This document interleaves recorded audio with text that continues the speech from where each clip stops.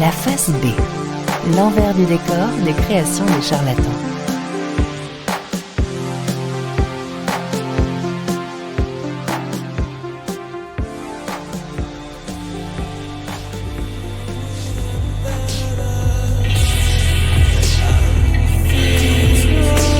Radio Libertaire sur les 89.4 en Ile-de-France et dans le monde sur radiolibertaire.org. C'est l'émission Indésine jusqu'à 0h30 en compagnie de toute l'équipe et autour de Sébastien. Et c'est l'heure de retrouver Estelle tout de suite, mon cher Seb. Tout à fait, tout de suite, c'est le choix d'Estelle et d'Alexandre aussi. Et donc la littérature, qu'est-ce que tu vas nous proposer ce soir, Estelle? Alors en fait je vais vous parler de Fight Club, mais je vous en parlerai précisément après avoir découvert Dr Jekyll et Mr Hyde. Donc on va d'abord recevoir les charlatans, Valentine et Alexandre de la compagnie Les Charlatans qui vont nous présenter la pièce de théâtre qui va bientôt se jouer en avant-première le 3 octobre au théâtre de Nesle. Eh bien, nous allons écouter notre cher ami Alexandre qui est en coulisses. Alexandre, il va arriver, on va aller chercher. Voilà, il arrive, ça y est. Voilà, qui va nous présenter avec Valentine la pièce de théâtre mise en scène par JB, mon ami JB, voilà. Je t'embrasse si tu nous écoutes. JB qui a créé cette troupe Les Charlatans. J'ai eu la chance d'appartenir à cette troupe et d'avoir travaillé sur La Belle et la Bête. Et donc je fais un gros salut à toute la troupe.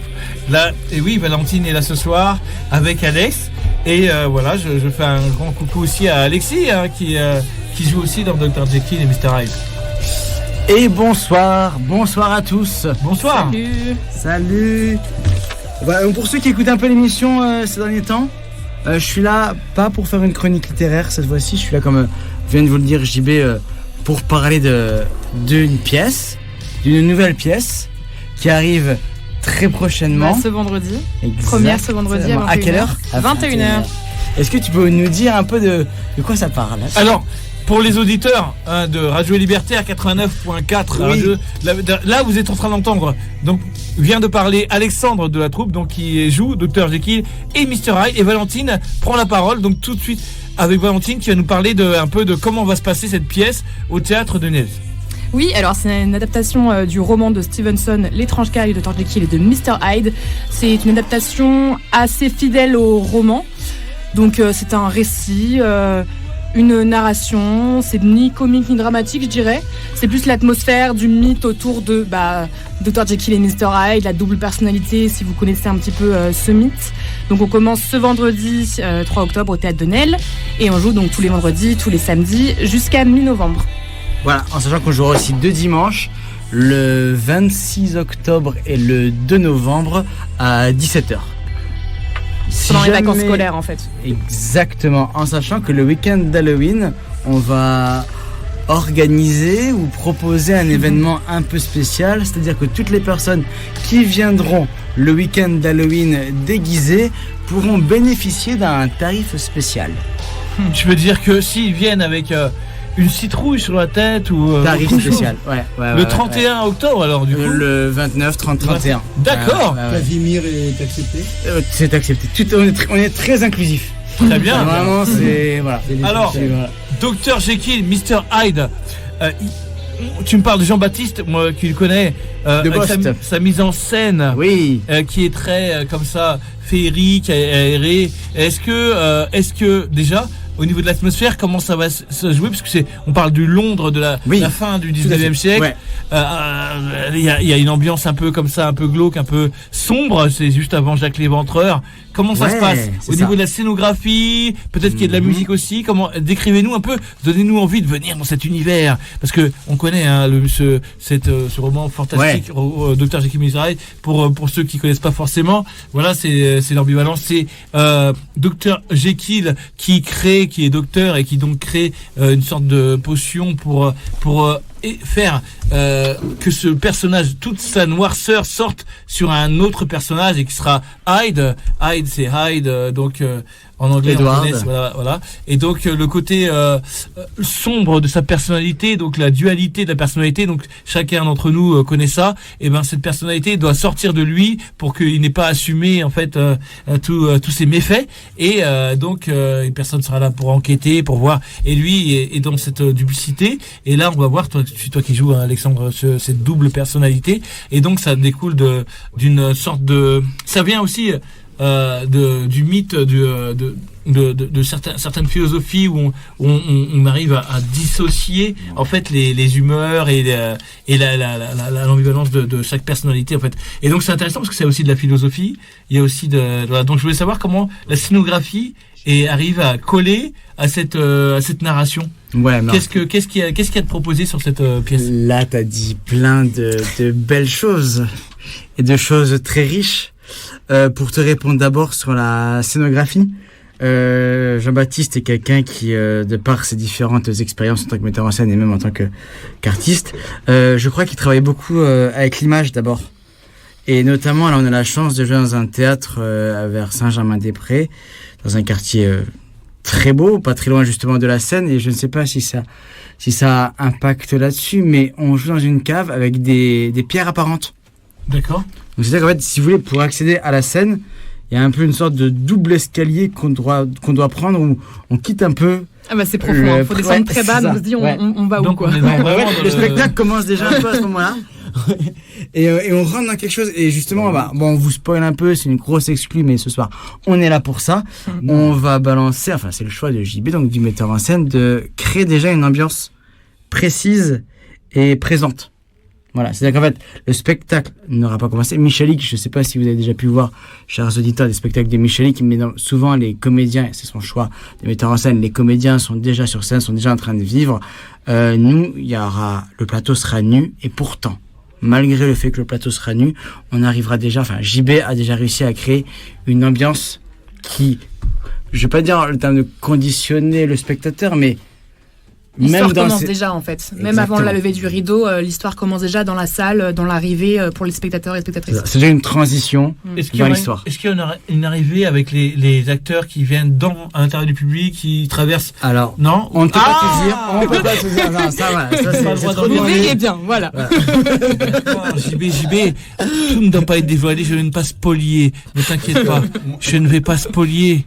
J'ai vu les Xavier. teasers sur Instagram Tout à fait. qu'ils ont créés. Je vous félicite parce que Jordan Luxembourg, fabuleux, et vous êtes vraiment, on rentre dedans, quoi. Ça, c'est Et grâce je à Valentine. m'interroge, Merci beaucoup. je trouve que le teaser est très très bien fait et ça fonctionne très très bien. Merci, bah ouais, c'est un J'ai fait la plaisir de remarque, filmer ensemble. je t'ai fait la remarque il y a 2 jours, Oui. mais effectivement, on rentre dans votre histoire par le teaser très facilement. Et donc du coup, ce que tu expliques actuellement, ça me donne encore plus envie puisque, en fin de compte, ça prend un contre-pied un petit peu le teaser que vous proposez.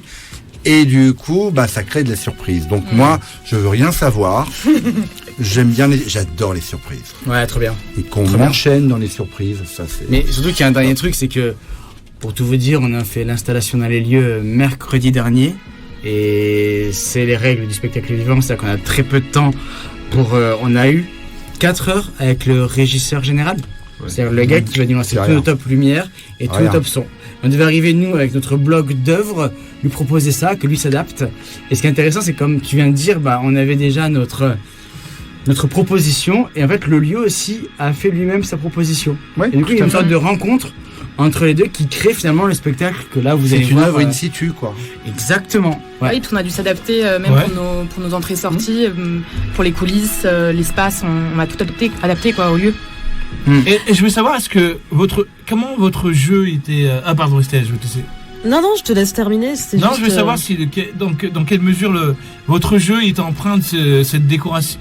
La déco, est-ce qu'elle a influé sur la vélocité de votre jeu, sur cette façon d'appréhender? Parce qu'il y a évidemment énormément de façons de jouer et en retenue ou pas. Il y a même des comédies musicales sur Dr. Jekyll et Hyde que j'ai pu voir. Et comment vous avez appréhendé ça? Est-ce que c'est le décor qui vous a dicté un peu votre conduite, ou alors vous l'avez dompté? Comment ça s'est passé? Alors c'est vrai que par rapport au théâtre de Nesle, il y a quand même une adaptation, mais de toute façon dans le théâtre il y a toujours une adaptation par rapport au lieu dans lequel on est. que ce soit en plein air, un grand théâtre, un petit théâtre. Là, on est sur un petit théâtre, une cave, comme tu disais, voûtée avec des pierres, donc forcément, nous, on va s'adapter. Oui. On a un public qui est très proche de nous, donc ça crée une intimité qu'il n'y a pas dans tous les théâtres. D'accord. Et puis voilà, je sais pas s'il y a d'autres choses. Non, oui, c'est tout à fait ça. Ouais. Alors moi j'avais une question pour Valentine. En fait, Valentine, tu joues quel personnage? Parce que apparemment tu joues plusieurs personnages dans cette pièce. Ouais. Est-ce que tu peux nous en dire un peu plus? Oui, bien sûr. Je joue le rôle de Marie, qui est donc la gouvernante du Dr Jekyll.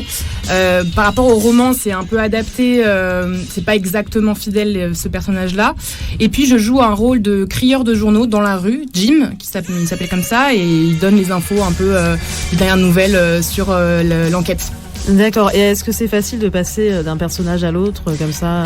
Alors, faut s'organiser en coulisses par rapport aux conduites et aux changements de costumes qui parfois sont rapides. Donc, faut vraiment être très préparé mentalement sur l'ensemble de la pièce. Et puis sinon, en amont, il y a beaucoup évidemment de travail de personnages pour pouvoir différencier. Et d'ailleurs, je suis pas la seule sur cette pièce à faire d'autres personnages. Alexis également fait plusieurs personnages, donc c'est ça qui est intéressant aussi, je trouve. Mais justement, si on parle de la distribution de la pièce, alors qui est sur scène? Donc on a Alexis que tu viens de citer. Alexis Després. Voilà, Alexis Després. Et ensuite Valentine Allard. Valentine Allard. Alexandre Fernandez. Voilà. Et Guillaume Schlager. Qui joue Utterson, qui est donc un peu le narrateur, celui qui mène l'enquête tout le long de la pièce, donc il est très central. C'est un peu l'œil du spectateur. Oui. C'est vraiment, il y a le mythe Jekyll et Hyde, mais finalement cette division entre les deux personnages va être perçue par ce personnage-là d'Utterson, qui est le notaire de Jekyll. Voilà. Et est-ce que je voulais savoir, par rapport au personnage de Jim, justement, est-ce que c'est, il y a une digression aussi par rapport, parce qu'il y a un jeu qui a été sorti, Dr. Jekyll Mr. Hyde, avec VS Scotland Yard. Est-ce que le crieur, il rentre dans un jeu comme ça, il morcelle des informations qui distillent comme ça? Est-ce qu'il y a plus que le fait d'être un aboyeur sur des annonces, mais est-ce qu'il rentre aussi dans un jeu de puzzle? Oui, quand même, il fait le fil rouge un peu quand même le long de la pièce en balançant les bonnes infos au bon endroit. D'accord. Il interagit avec les autres aussi. Donc on rentre dans un comme ça d'un jeu de piste ou un Cluedo. En fait, c'est une enquête. Une vraie enquête. Ouais. Donc c'est très important, Jim. C'est pas juste le raz. Ouais, je te laisse. Oui, non, mais très bien. Mais vous vous êtes inspiré. Est-ce que vous avez consulté certains films de Fleming? Oui. Les fameux films avec Ingrid Bergman. Ouais, j'en ai vu Dr. quelques-uns. Jekyll, J'ai vu beaucoup de trucs assez mauvais, pour être sincère. Mais oui, série Z. Mais et je vais même te dire ça a beaucoup inspiré la série Z. Tu sais à quoi j'ai beaucoup pensé pendant tout le travail de personnage? À Frankenstein. Oui, bien je sûr. sais pas pourquoi. Et là, il y a un film qui va sortir avec Mark Ruffalo. Notamment, c'était Benedict Cumberbatch qui avait fait pour le Théâtre National. Je sais pas pourquoi. Alors, Hyde n'est pas Frankenstein. Ce n'est pas le même monstre. Mais mon inconscient, je pense que c'est vraiment de l'ordre de l'inconscient, m'amenait automatiquement vers Frankenstein. Alors c'est marrant que tu parles de Mark Ruffalo, parce que tu sais que c'est lui qui a interprété le personnage de Hulk. Justement, donc un personnage de Marvel avec qui a cette double personnalité. Exactement. Justement, qui est inspiré de Dr. Jekyll et Mr. Hyde. Et quand j'ai vu, je vous ai vu déambuler justement dans ce teaser que tu as magnifiquement réalisé, je me suis même plongé dans j'ai même pensé au portrait de Dorian Gray. Est-ce que c'est une référence qui vous a parlé, qui vous parle en tout cas? Je pense qu'il y a beaucoup de choses dans la culture populaire qui sont inspirées de ce mythe. Dorian Gray complètement, je pense. Je sais pas si c'est directement inspiré, si c'est voulu, assumé. Mais clairement, on peut voir une connexion avec Jekyll et Hyde. C'est la même époque aussi. Mais c'était, c'était 1850, 1860. Il y a eu des mythes d'ésotérisme aussi. Exactement. On était dans la même période, mais ça correspond aussi, historiquement parlant, à cette magnifique transformation qu'il y a entre la machine et l'homme et la machine, l'ère moderne du 19e siècle. Et on était dans cette transition où le cinéma et la photographie étaient en train d'apparaître, les grandes peurs apparaissaient, donc il fallait que l'homme soit protégé et que le mythe de Frankenstein est à l'origine de tout. C'est quand même le mythe de Frankenstein qui a impulsé tous ces grands mouvements D'accord. de l'homme protésé. D'où la grande question sur cette œuvre, parce qu'elle est, on sait, elle est sur la fin du XIXe siècle. Est-ce que c'est pas une double ambivalence dans le sens où la dualité de la personne et la dualité aussi de ce monde qui est en train de changer? Mais complètement. Et d'ailleurs, on voit qu'il a le cabinet du docteur bien sage, bien clean, et à côté le laboratoire la nuit. Et est-ce qu'on n'est pas à cette période qui rajoute justement et qui est aussi cette ambivalence de ce que est en train de devenir la société? L'IA et la machine, l'homme, l'esprit et l'IA, l'homme et la machine. À l'époque, on était dans l'homme et la machine. Ouais. La machine pouvait remplacer l'homme. On était en 1850, l'ère moderne. Et donc aujourd'hui, l'IA peut remplacer l'esprit. Donc en fait, c'est très actuel. C'est un sujet qui est totalement actuel, mais simplement avec des technologies. Et si on va dans ton sens, l'essence de Jekyll, c'est que c'est un médecin, c'est un chercheur. Bien sûr. Tu vois, c'est l'homme qui cherche un homme de science. Un homme de science. Exactement. Et sa création, là, sa machine. Exactement. Qui va le libérer de sa conscience, ça sera Hyde. C'est exactement. Mais imaginez un peu, on va remonter à Alberti. La perspective, l'invention de la perspective revient au même. C'est-à-dire qu'on invente une technique qui permet de restituer la nature de façon la plus parfaite possible grâce à la profondeur et à la perspective. Et c'est le contrôle des mathématiques. Grâce aux mathématiques, on contrôle la nature. Et on a à côté de Paris une œuvre absolument géniale qui s'appelle le Château de Versailles, le Jardin de Versailles, qui a été construit que sur cette forme. L'homme domine la nature par la perspective, donc les mathématiques. Et puis c'est aussi la version du paléontologue Darwin au début du 19e siècle par rapport à la notion de qu'est-ce que l'homme entier, l'homme ambivalent. Donc je pense que c'est ça aussi qui rejoint la philosophie sur cette pièce. Alors justement, Alexandre, tu nous fais une petite surprise. Parce que c'est toi qui incarne ce personnage ambivalent, donc qui est censé le chercheur et la création. Le chercheur, la création, et tu voulais je te laisse t'exprimer à ce sujet parce que je pense qu'on va tous être un petit peu sur le cul là. J'ai un petit cadeau pour vous parce que la vie est courte, parce que l'instant est ce qui compte, c'est l'important. Avant du coup de commencer par rapport à ce que Sébastien a pu dire pour resserrer un petit peu sur le sujet de Jekyll et Hyde, fondamentalement Jekyll c'est la recherche de la perfection, et par ce besoin de représenter la perfection, c'est quelqu'un qui va s'enfermer dans une image, et c'est justement parce qu'il s'enferme dans cette image là que Hyde, le besoin de Hyde, le besoin d'un autre, le besoin d'une respiration existentielle va apparaître. Et c'est bête, mais on dit toujours que l'homme doit chercher à être parfait, l'homme doit chercher à être fort, mais si vous venez voir la pièce, si vous lisez la pièce, si vous regardez un film là-dessus, vous verrez que finalement, Jekyll est quelqu'un de profondément seul qui n'a pas pu exprimer ses zones d'ombre, qui a voulu rester fort ou parfait. Et comme on parlait tout à l'heure du progrès et tout, toujours cette forme unique, ronde. L'humain ne sera jamais rond, l'humain ne sera jamais parfait, et sa beauté, elle est là, sa beauté, son humanité est dans sa faiblesse. Et souvent on dit écoutez votre monstre, écoutez vos démons, mais écoutez sa faiblesse, je pense que c'est la plus grande forme de force. Voilà. Arto, est-ce que s'il te plaît tu peux mettre la musique? Donc là ce qu'on va vous partager, c'est une grande exclue. D'accord, personne encore au monde ne l'a entendu, d'accord, c'est maintenant que ça se passe. C'est un petit bout, un teaser auditif des premières minutes du spectacle.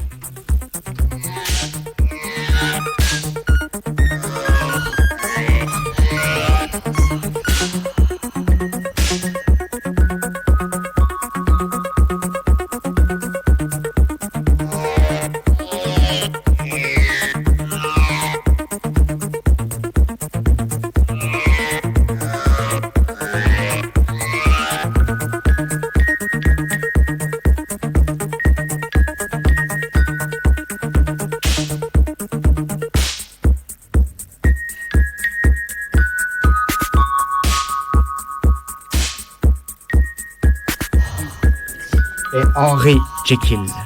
Mon nom est Henry Jekyll. Je suis né à Londres, au milieu du 19e siècle. Unique héritier d'une immense fortune et doté d'une grande intelligence.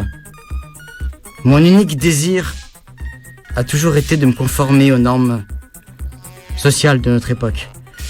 Car j'avais un défaut.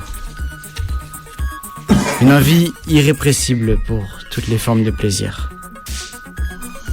Vous vous doutez bien que ce trait de caractère n'était pas compatible avec mon environnement. J'ai donc cessé de chercher la considération des plus sages de mes contemporains pour dissimuler mes vices. Et arrivé à un certain âge, je compris que j'étais sous l'emprise d'une double existence. Je n'avais rien d'un hypocrite, les deux parts de ma personnalité étaient parfaitement sincères. Seulement, elles étaient inconciliables. Et plus les années passaient, plus cette dualité devenait difficile à vivre. Je rêvais de trouver un remède à mon mal-être, de pouvoir vivre pleinement, sans remords, de m'échapper pour commettre mes péchés et revenir blanc comme neige.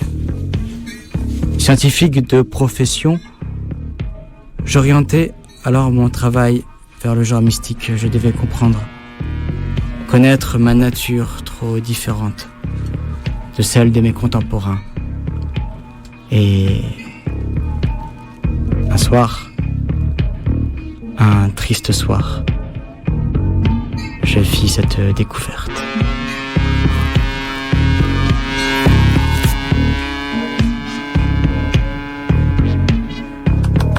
Bravo. Superbe, bravo. Merci. Mais je me permets, c'est très peu par rapport à... C'est l'ouverture. Et après, il y a plein de belles choses qui viennent. Il y a Valentine qui arrive sur scène. Donc voilà, venez prendre ce bol d'air, venez vivre cette enquête. Aujourd'hui, on a Netflix et c'est Cliffhanger. Venez vivre avec nous ce mythe-là, intemporel. Et on ressent très bien la fêlure qu'a Jekyll, parce qu'il a la conscience, il sait qu'il est Hyde parfois. Et ça, c'est la plus grande blessure qu'il a. Elle coule comme ça, et c'est ce que vous montrez. C'est ça qu'il essaye de combattre aussi.